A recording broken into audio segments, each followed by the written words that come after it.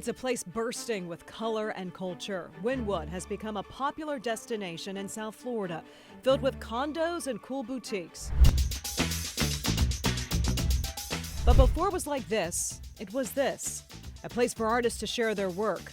In the mid-2000s, Wynwood's abandoned buildings were transformed into canvases. At that particular time, it was still kind of a Wild West thing to kind of do, to just write on these walls, and he was writing messages on all of these walls. It was an exciting time for the art community, which sparked a wave of prominent New York graffiti artists to migrate to Miami.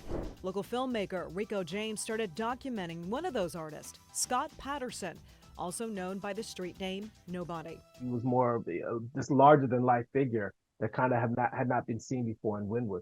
He was loud. For a graffiti artist, you kind of want to be under the radar, but he was really loud, he was boisterous, and he was out there, and he wanted people to know this was my art and this is what I'm doing. He spent time walking the streets of Wynwood, always seen wearing a black bandana, once known as the unofficial mayor of Wynwood. He soon became known for tagging the phrase, "Art is my weapon." His work so popular, he began traveling for art shows, back to New York and also to Europe. But in 2016, he died suddenly. James was left with footage and memories of an artist gone too soon. It's like he was like a superhero, and it gave him the courage to open his, be a big mouth, because he was, compared to these wimpy whoever's, the chihuahuas that were walking around, he was already a BMOC and a big man on campus. It took a few years, but James was able to pay tribute to Patterson's story in a way that honors him and the legacy he created in the Wynwood Art District.